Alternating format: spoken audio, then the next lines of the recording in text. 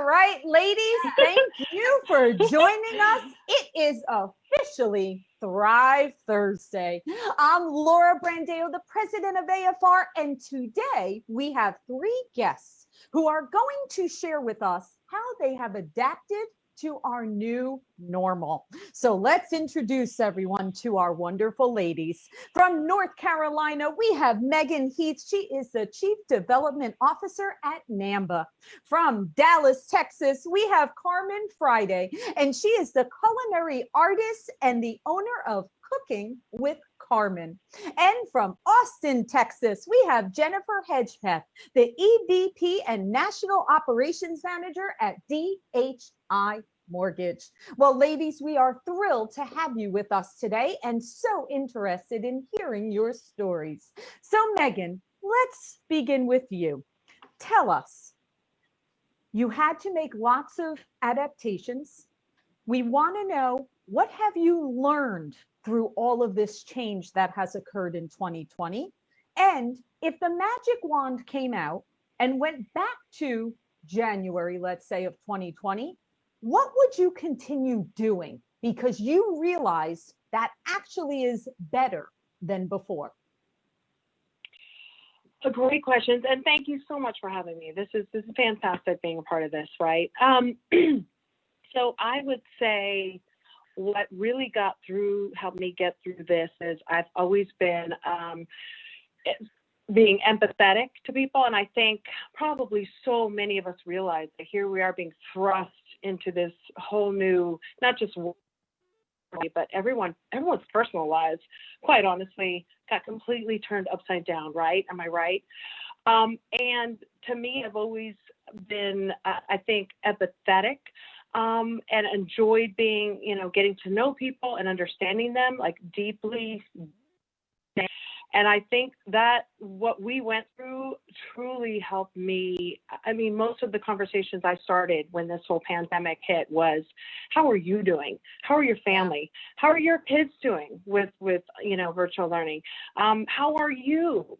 How is your company? I was connecting with, I have opportunity to connect with CEOs of so many of the top banks with what we were doing with NAMBA, and some really exciting work, launching a brand new digital platform to connect college students in the industry. And, some people were being able to share that they had, great production and, a high level of, excitement and innovation. But of course, there's a challenge with that, right? So that really, truly helped me get through. And I realized I need to keep doing that. We all need to keep doing that. And I think from a lot of the conversations I've had, a lot of interviews I'm seeing, is that everyone has kind of been tapped into that level of empathy, right? I think you are correct. And it's interesting. One time, someone I had on the show actually shared a story that she was a cancer survivor. And she shared a story that when she would go for chemotherapy, the nurses would say, don't ever let cancer be in vain. Meaning, think about what you went through and learn from it for your future. And I think about that with some of the things we've gone through, even with all the change and all the adaptation of, we did have to learn how to reconnect with people, that it wasn't just business. It was also what people were going through personally and all of the stresses that were going with that. Now, to just tell you guys what Meghan was working on during all of this, but, NAMBA had this whole plan of having people, ambassadors on college campuses. Well, of course, that whole changed during this time. So Meghan and her team jumped into action and created a digital platform to be able to serve. And I certainly think that is going to change. It's a game changer for so many. So Meghan, kind of talk a little bit about that moment where you were like, uh-oh, we better pivot. Yeah. I mean, I've always realized I'm a person shies away from challenge. I'm never afraid of hearing no. It's why I'm why I'm a good fundraiser. Nothing stops me from picking up the phone and calling somebody, because I'm like, how can they say no? But so when this pandemic hit, and we had so many great strategic plans to launch chapters on college campuses, knowing that was not going to happen, for me it was like, okay, what are we going to do? Let's get to work. I mean, it just like set a fire in me, right? And to me, this is it made my work exciting. You say Thrive Thursdays, I say innovate to generate. Or what's your tagline? This is Thrive Thursday, but you have Thrive to Survive. I would say to my team, innovate to generate, right? And so, I mean, we were talking as a team, probably time blocking at least 5 hours a day as we launched this platform, and it was truly incredibly exciting, because this is how our world works, right? And if there isn't a better lesson for all of us, that you just need to be prepared. The only constant you can count on is that there's always going to be change, right? Absolutely. So that was it was really motivating for me. It was motivating for my team. As much as there were so many unknowns, I felt like it gave me, hope and inspiration, and to be able to say, this is what we're going to do. We don't know what it's going to look like. We don't know how long it's going to take to build. We don't even know if the industry partners are going to be ready for it yet, but we're just going to go for it, because that's the only hope we have to connect students right now with what's going on. So it was very exciting. And now we have a fantastic platform, and we just need to connect with our university partners to get the word out. But absolutely, it was great. It was almost great. Who would have thought, right? Who would have thought that it took adversity, or it took a challenge to actually propel you forward into something that actually is ahead of its time, right? It's actually ahead of its time. So you didn't think you were ready, but you were. You were ready. You jumped into action, and you made it happen. So awesome. And what's so exciting is that we're realizing that we can actually connect more students this way. Right? We can connect students in one part of the country with our industry partners that are in a different part of the country. So it's just so much opportunity there. So it's great. Very exciting. Awesome. All right. Okay, Miss Carmen. All right. So Carmen is our representative of outside the mortgage industry, which I love, because we want to definitely hear, these exciting things. So Carmen, please share with us. I know you had a little bit of change happening during this time, and tell us a little bit about that and some of the things you've learned during this time. So my change, it's a little different than, well, it's not a little different. It's really different from everyone else's.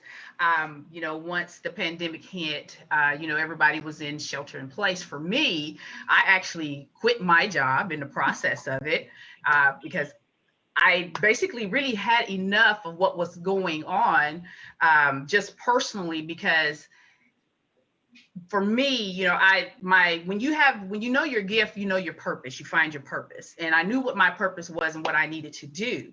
So during the course of, as the pandemic was, starting, for me, I'm like, okay, this is my opportunity. It didn't faze me. I was like, okay, everything is shutting down. I don't care, because for me, I'm always down for a challenge. And I always say, don't be afraid to look the bull in his eye, grab him by his horns and wrestle him down. And that's me. That's just my whole attitude, because I'm really aggressive. So I was like, okay, everybody's at home. I want to be at home anyway, because I miss my girls, I miss my family. So this is my time. I'm going to take this, and I am going to take advantage, of this pandemic. And that's exactly what I did, because I was able to be at home. And that's when I started cooking with Carmen. I said, okay, I'm going to the drawing board. This is what I'm doing, because I'm supposed to be in business for myself. So guess what?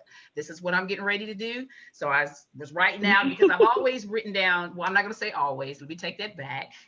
I've wrote some things down. I'm trying to get better at it. But, I have a book that I write in, and it says, write out your story. So my plans for the future of what I wanted to accomplish, were actually, in there. And, starting my business is one of the things that was in there. So like I said, when the pandemic hit, for me, I was like, okay, this is my opportunity, and I'm going to make the best of it. Because for me, I'm like, there's no turning back for me. absolutely no turning back. And it has not been any turning, it's since I've started this journey, it's like so much has happened for me. So many doors have just opened up in between, with the starting of the business, and then, being having my own cooking show, which I didn't expect that.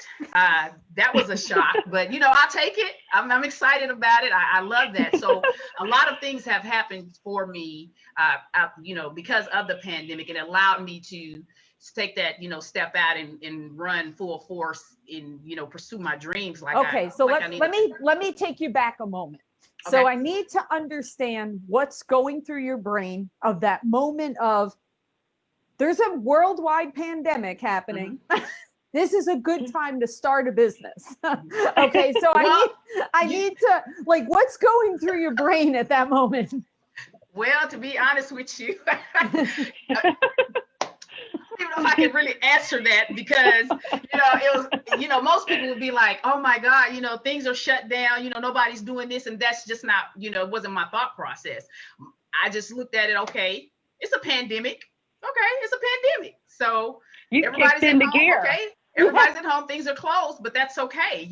This right here is allowing me my time to do what I need to do. So, from as far as getting my research done, and and because I somewhat had a platform because of the previous lives that I used to do, cooking live, but I just took advantage of everything that I had. So it was like an opportunity for me. So because I tell people all the time, I said, it's so funny, because I think probably like the second week that I quit my job, and I was like, I just quit my job. Yeah. That's like, I quit my job. But that's all I said. I didn't feel bad about it. I was just like, I quit my job. I was like, okay, well, you know what you have to do next, just go ahead and, start your business, because that's what you took the safety net away. And when you take the safety net away, you have to kick it into gear, and you have to make it happen, right? So that's it. Yeah, I put on my jet boosters, and I was like, it's time to go. You didn't have a choice. I didn't have a choice. And talk about a strong woman. So kudos to you with that. So tell us, thank you. Okay, so you started, obviously, now here we are months later. Who would have thought that everyone was online trying to figure out how to cook? All of a sudden, everyone's searching for, I can't order, I can't go anywhere, I better just figure out how to cook. But of course, you didn't know that. You had no idea that everyone was going to be searching for recipes and looking for ways to learn how to cook. Mm-hmm. So, okay, so this starts happening. What are some of the opportunities that came to you? Well, actually, the opportunities that have I've developed a lot of relationships. I've also, just like I said, even with the cooking show, because that came to me, I was not expecting, that. So that was like the big mamba for me. It's like, whoa, okay, all right. It's just like, I'm still trying to process this thing. I've been with the network for, I think, since June, so I'm still trying to process it. It's still fairly new, but it was just. And you pretty much just go in each day being open to whatever is coming your way. Whatever is coming my way, really. Having gratitude and just moving forward. Well, that gratitude, is awesome. Like I released. I did an interview stating about from sad tears to happy tears, because I used to cry a lot because I was not working within my passion, and it was killing me. It was eating me up on the inside. And so now that things have, they've, transpired, and I'm just like, now I cry still every day, but they're happy tears, because I'm like, oh my God, I can't believe that I'm actually here. So it's a very, humbling experience. I'm very grateful. But at the same time, I'm just, I don't know. I get really lost for words when I talk about it, because I'm still trying to suck it all in, because I was like, I can't believe I'm like here. I was like, I can't believe it. So listen, Carmen, I'll say the same thing I said the other day to you. When things are right, and you are moving in the direction you're supposed to be moving, Right. things fall into place and come to you that you wouldn't have expected. So just take it as you're on the right path, and things, and everyone is just, it's coming to you because it's right. Right. So just embrace it, be grateful, and enjoy the ride. Yes, So I'm definitely awesome. enjoying the ride. I'm trying. In Good. the midst of my tears. I try not Awesome. to be such a big crybaby now. Crying is good for you. It's healthy. That's great. Yeah. All right, Jennifer.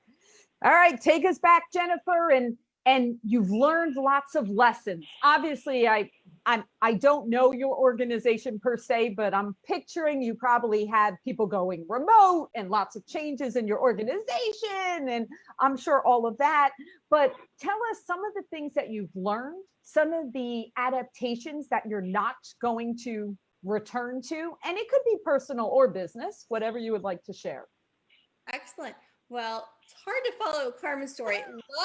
Absolutely love the cooking, the culinary, the ambition, the entrepreneurship, the spirit. Love it. And that was certainly part of what I don't want to get away from is not cooking again. We had certainly been so busy over the last few years and had really gotten away from having that time where even if it's just a Sunday family dinner, that we didn't take the time or have the time, make the time to do that. And that was one of the lessons we took from it. And I too was looking for those recipes and looking to try to get groceries when you couldn't find them. I know. Oh yeah, So definitely. when I started going through, everything started unraveling and unfolding with the pandemic, certainly it was that what is going on in the world, as everything's closing and just that the brevity and the gravity of what was happening. And we were in literally our busiest quarter end month we've had since September of 2006. So in the midst of it, we were literally sending all of our teammates remote, which the industry in the world I know was doing, but it was incredible to see the resilience of our teammates and how they got home, they got connected, and they didn't skip a beat.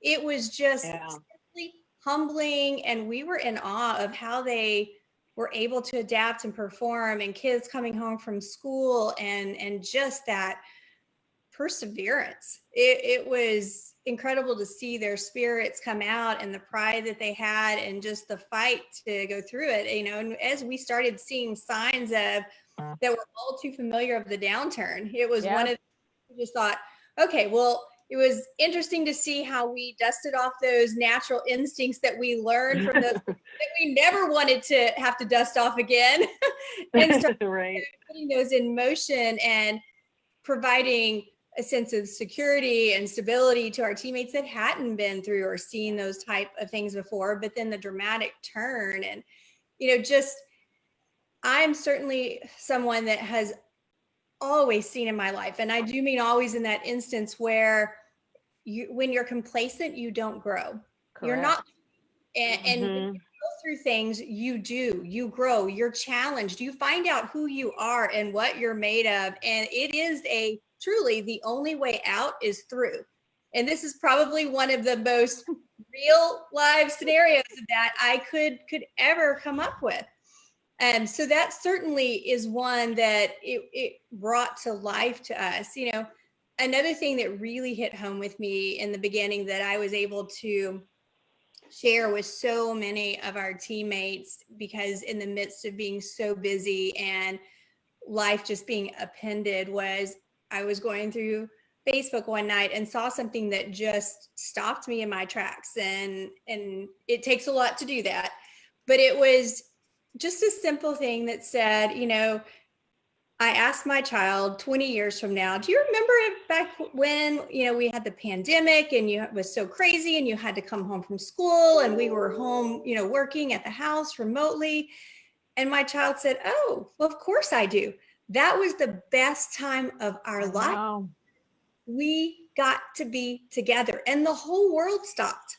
And for the first time, we weren't in different directions and pulled. And I shared that with our teammates when we had various department meetings, just to say, I know we're asking a lot from you and we're in extraordinary times, but I want you to take this time and embrace it, and embrace it with your family and with you, and just the moment that life is really standing still in so many regards, when you could leave home on a Friday night to get to go and see 3 cars on the road, and to take that and find the good in it and find the outcome of, you know, what am I being challenged to learn? What am how am I growing through this? What am I learning? Because there are certainly lessons, and we have to be open to look for those.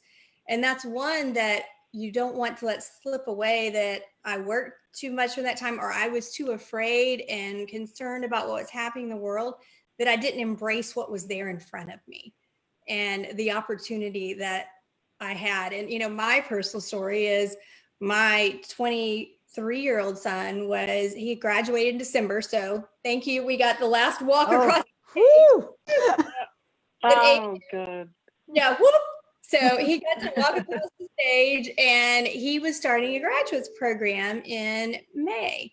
My 18-year-old's a senior in high school this year. And it was that last time we were all together, you know, and it was just an incredible opportunity to have the family together one more time that we wouldn't have otherwise had. You know, I knew going into I was already thinking in February, my son's last summer baseball season, all things that we love to do, President's Club, the experience, the conferences, the MBA, going to Capitol Hill and, you know, advocating on Advocacy Day and all the things that we love, but that also you're making choices and things that you're making sacrifices with. And it was already starting to kind of build up in me of, okay, what am I going to miss? And I'm not going to be here for that. And so I guess when I think about if the magic wand and we went back to normal, what would I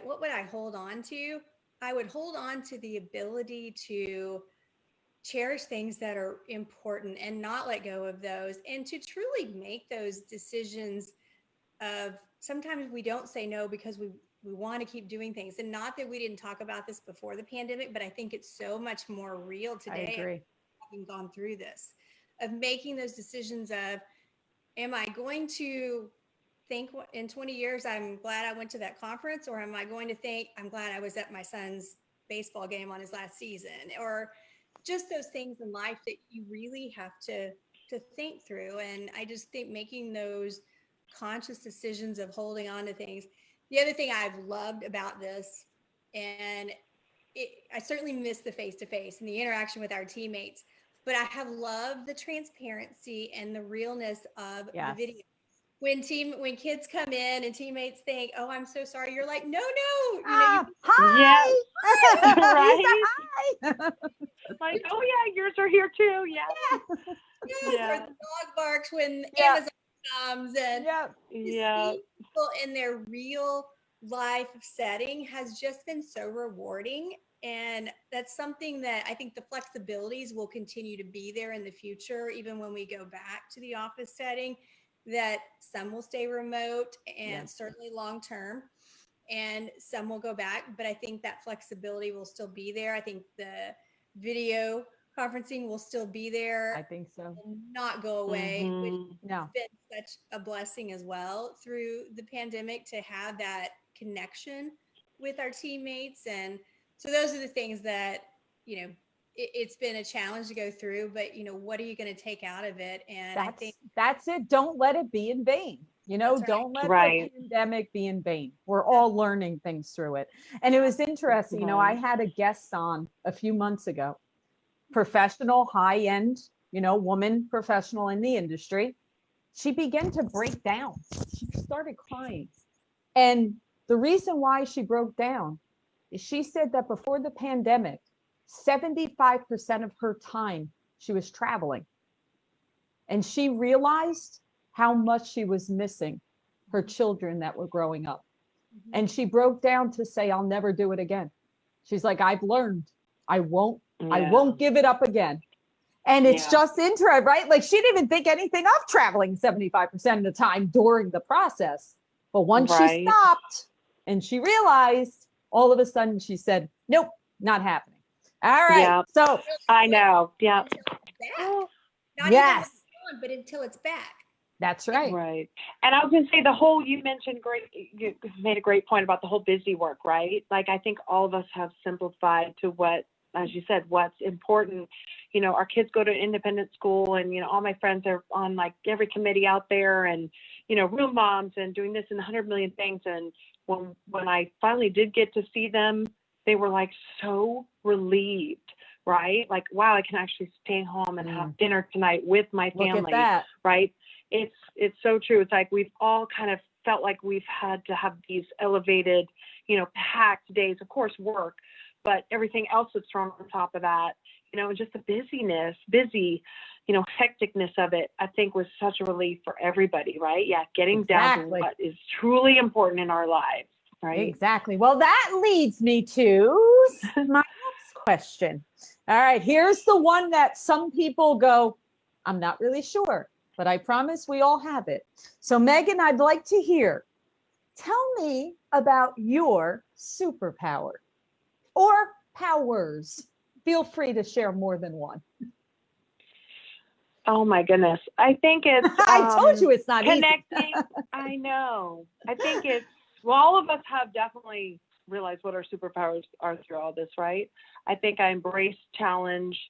I look at the adventurous side of it, the innovative side of it, the growth side of it, as we talked about, you know, the connecting with people. I'm getting down to the heart of it. I think that's a strength of mine. And just, you know, being okay with, you know, a little bit of ambiguity, right? I think if anything, probably all of us have learned that we have to live with quite a bit of ambiguity with all this. I mean, we're trying to do some major strategic planning. Obviously, our strategic planning before kind of shifted. And so it's dealing with that and the kind of how to wrap my arms around it and embrace it and enjoy it and go with whatever's happening and what I need to address the day of. Well, you are doing it very well. So thank you very much. Thank you. All right, Miss Carmen, superpower or powers. Okay, I'm gonna try to keep this short. So for me, I really think that my superpowers, I'm gonna just name two. One is, I would say, my leadership, and also the developing people. Because I've been in retail management for many years, probably 16, 17 years. Wow. And through the course of, you know, my career, just, you know, setting the tone, setting those expectations, and, you know, being that leader, that positive leader, but also knowing that, you know, setting those expectations, basically understanding that, okay, this is how we need to do things. This is, you know, how we need to get things going in order to get it to that next level. And just that development, you know, being able to look at people and notice that, be able to see their potential. I've always, you know, taken people up under my wing that I see, you know, because I'm always observing. And I'm like, okay, I've noticed this person, this and this about this person. Let me talk to this person about, you know, doing this. So my associates, previous associates, they know, because sometimes it's like they see me come, they be like, oh my God, here she comes. So I was like, yeah, here I come, because they know I have something for them. I'm always, you know, challenging them. And one of the things what I would always love, I get a kick out of, because I would always say, you know, you guys want my keys? Because I would literally be trying to get my keys away. But at the same time, you know, I was offering them the keys to success, you know, giving them that knowledge. You know, hey, I'm ready to teach you. I've never been stingy with information, with knowledge, because I'm like, hey, the more you know, the better for you. And then that helps me because I can focus on something else. That's right. You know, basically. So I would say those two would be my biggest superpowers, that leadership and that developing, because I love to see people to be successful. It just brings joy to me. So anytime that I can help someone, you know, get to that next level, I'm all for it. I'm all for it. Isn't that just a beautiful thing? And remember, the whole thing about embracing your superpower is that it's to help others and the world. So think of some of the things that you guys are saying. These are all positive qualities that when you keep growing them and sharing them, it doesn't just help you. Obviously, it's great. It makes you feel good. It's positive. It's great, but it's changing other people. So that is wonderful. Thank you, Carmen. Yeah. All right, Jennifer, Great. what do we have? All right. I'm going with my superpowers are perseverance and grit. Whoa. Oh. Whoa, she's getting right nice. down. I just, when I think about it, that it really comes down to that. I don't give up.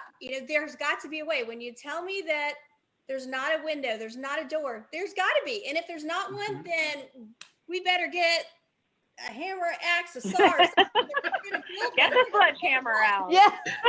I'm gonna make a door window. Love that. That is right. And look at what we've gone through, and we're still in to a degree. You talked a little bit about, Laura, with the intense competitive recruiting environment. Oh.